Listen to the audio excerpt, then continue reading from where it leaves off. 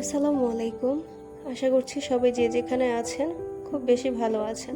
তো আজকে আপনাদের জন্য নিয়ে এসেছি দারুণ মজার এবং খুব সহজেই তৈরি করে ফেলা যায় মুরগির মাংস দিয়ে চিচিঙ্গা ভাজি। তো চলুন আর দেরি না করে রান্নায় চলে যাওয়া যাক। প্রথমে কড়াইতে তেল ভালো করে গরম করে নিয়ে মাঝারি সাইজের দুটি পেঁয়াজ ও 4-5টি কাঁচামরিচ দিয়ে হালকা ভেজে নেব।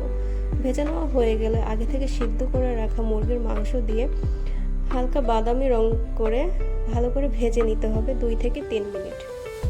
মুরগির মাংসটি ভালো করে ভেজে নেওয়া হয়ে গেলে এর মধ্যে দিয়ে নিব 1 চামচ আদা রসুন বাটা, হাফ চামচ জিরে গুঁড়ো,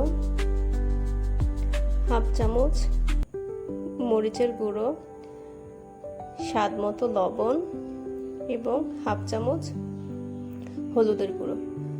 সমস্ত উপকরণ দেওয়া হয়ে গেলে ভালোভাবে নেড়েচেড়ে মিশিয়ে নিতে হবে।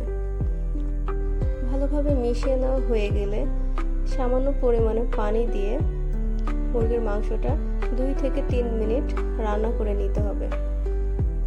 অনেকে আছে চিচিঙ্গা খেতে একদমই পছন্দ করেন না, তারা একবার হলেও বাসায় এভাবে রান্না করে খেয়ে দেখবেন, অপছন্দের তরকারিটা পছন্দের তালিকায় চলে আসবে ইনশাল্লাহ।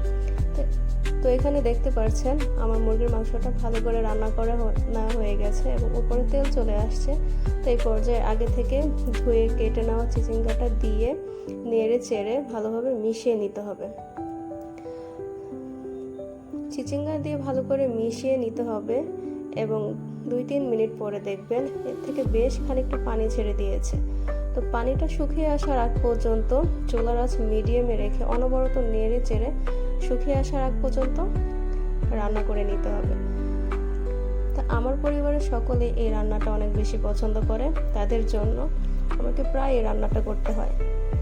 তো আপনারাও বাসায় একবার হলেও ট্রাই করবেন, আশা করছি ভালো লাগবে। তো আপনাদের সাথে কথা বলতে বলতে আমার রান্নাটি একদম প্রস্তুত হয়ে গেছে, পানিটাও একদম টেনে এসেছে এবং দেখুন ভাজিটা কতটা ঝরঝরে হয়েছে। এখন একটি বাটিতে আমি নামিয়ে সুন্দর করে পরিবেশন করে নেব। তো আজকে আমাদের দুপুরে রেসিপিতে ছিল এটা মজাদার রান্নাটা। আপনারা আপনাদের পরিবারকে করে খাওয়াবেন, আশা করছি তারাও অনেক পছন্দ করবে। তো আমাদের এই রান্নাটি ভালো লাগলে অবশ্যই বাসায় ট্রাই করবেন এবং আমাদের পেজটি সাবস্ক্রাইব করবেন, লাইক শেয়ার করে আমাদের সাথেই থাকবেন। এতক্ষণ আমাদের সাথে থাকার জন্য অসংখ্য ধন্যবাদ।